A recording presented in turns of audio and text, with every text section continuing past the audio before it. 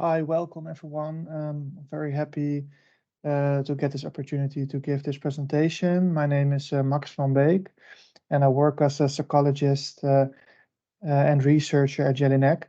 And I'm very happy uh, to present to you my presentation, which is called Helping Family Members Affected by Relative Substance Use or Gambling, an evaluation study of the five-step method delivered in the Netherlands. So let's get into it. This is a recording made for the AVNet conference.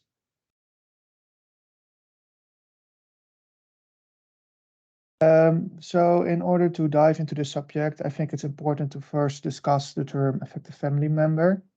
So an affective family member is someone who has to cope with a heavy substance user within the family or close social proximity.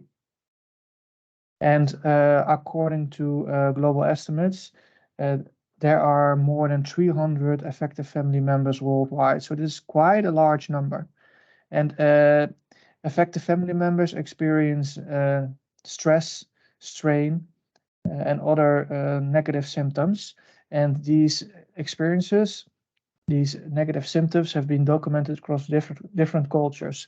For example, they have been found in Turkey, Iceland, South Australia, and many other countries.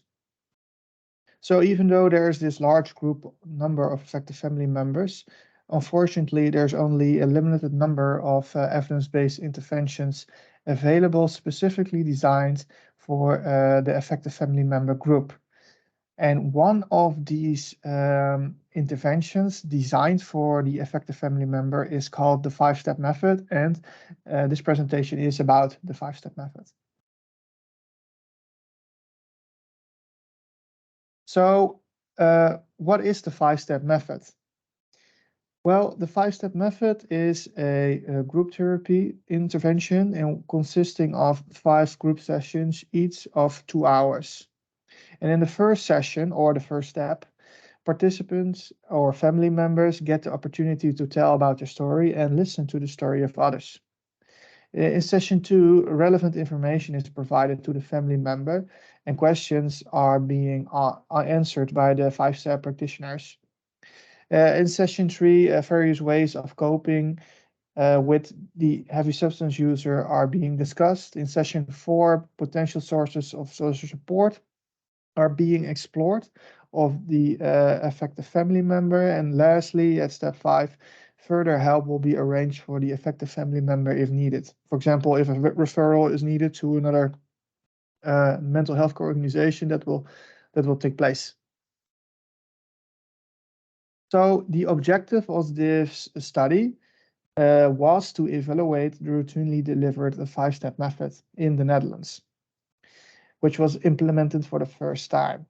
And we did this by using the family member questionnaire, which will pop up in the screen on your right. And this is the questionnaire consisting of 33 items total, and it measures various subscales. For example, it measures total impact, it measures total symptoms, it measures 4 coping styles, and it measures the degree of experienced social support of the family member. And this questionnaire is being filled in by the affected family member, and he or she is writing about his or her experience. Well, the most, or I would say, the main outcome of this questionnaire is the total family burden score, which I have highlighted in text. And this is actually a sum score, and it measures the degree of burden experienced by the family member. Uh, and it can be measured by summing up a number of subscales. In addition, the FMQ distinguishes 4 coping styles, which I think is worthwhile to point out because I will get back on that later on in this presentation. And these 4 coping styles are named engaged emotional coping, engaged assertive coping, tolerant inactive coping, and withdrawal coping. And I think which is interesting or should be mentioned is that the first 3 types of coping styles have been associated with with more burden for the family member. In other words, the more they tend to exhibit this type of coping, the more burden the affected family member experiences. So the intervention would like to see those type of coping styles move down. In addition, we also made comparisons. We made a comparison between the face-to-face condition and the online condition. So about half of the participants received the group intervention online. Our research question was formulated as, to what extent does the five-step method leads towards lower levels of family burden reported by affected family members?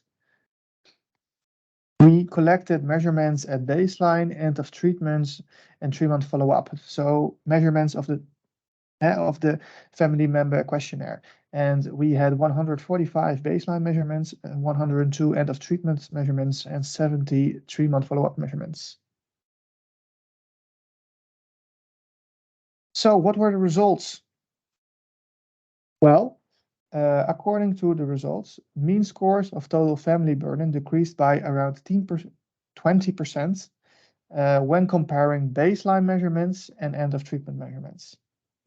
In addition, mean scores of total family burden decreased again by around 20% at the 3-month follow-up.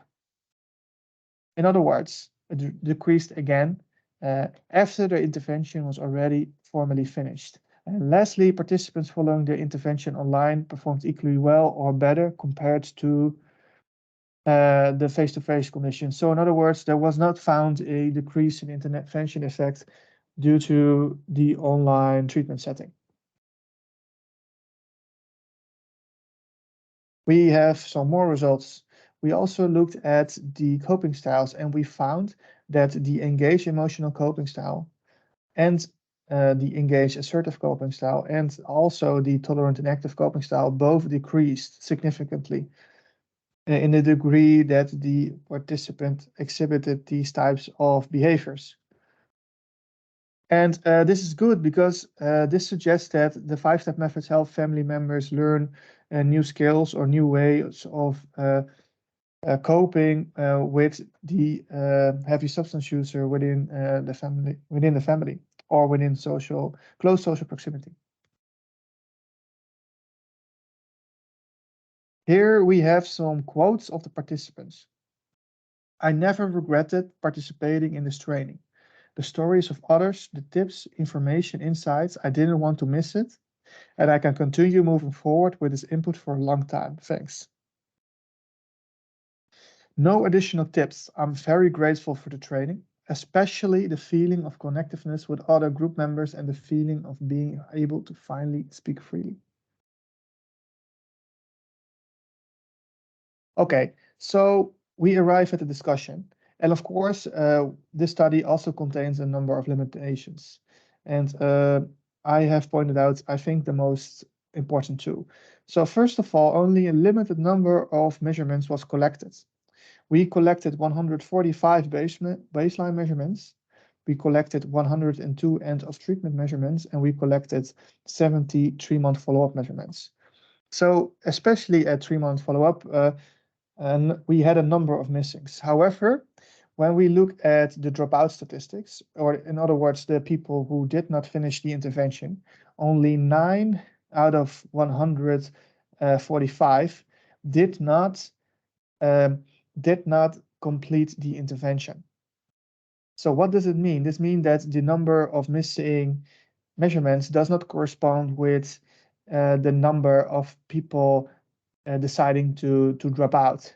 Instead, it suggests that these people did participate fully in intervention, but the measurements got lost within the data collection process. Also, we did an intention to treat analysis using last observation carried forward. And according to the imputed data set, there were still significant reductions when comparing baseline measurements and end of treatment measurements and comparing end of treatment measurements with 3-month follow-up. Also, the study was conducting during the COVID-19 lockdown. And this is important because the online condition setting was not set up intentionally. So this was actually a forced condition because a number of groups had to be held online. And because of this, there was no random allocation of treatment condition, which could lead to a number of biases. Also, the experienced family burden could differ. It could be different by affected family members because, for example, if you're locked up in your home and you have less contact with the family member who is a heavy substance user, you might have less symptoms because you're in less interaction with this person, or you might experience the degree of social support differently because you have less interaction with other people. So these are important things to mention in context of this study. Then we arrive at the discussion section, and we also made some recommendations. So first of all, we think that the five-step method could be improved by finding new ways to increase social support. So the five-step method is based on the stress strain information coping model, which sees social support as a major factor in helping to deal with the heavy substance user within the family. And unfortunately, the intervention did not, after the intervention was finished, we did not found any significant increases in informal social support when comparing baseline and end of treatment with treatment follow-up. So this suggests that perhaps by significantly increasing informal social support, the results might even be better. And also, the five-step method has not yet, at least that I don't know of, has not yet been compared to other psychosocial interventions in a controlled randomized trial. So that means that the evidence is limited and we are not really sure about what works best for whom. Perhaps there is a number of a subpopulation of affected family members who react better or worse to certain types of intervention. We just don't know. In conclusion, the five-step method was found to be a promising intervention for affected family members in the Netherlands. And participants following the intervention online reported changes which were equal or better compared to participants following the intervention face-to-face. We arrive at the end of my presentation. I really want to thank you for watching this video about my presentation. Thank you very much. If you have any questions, you can email me. I put my email in the slides at max.van.beek@jellyneck.nl. These were all the authors who contributed greatly to the study. Thank you also. And I also have some references in the back, which I will show shortly.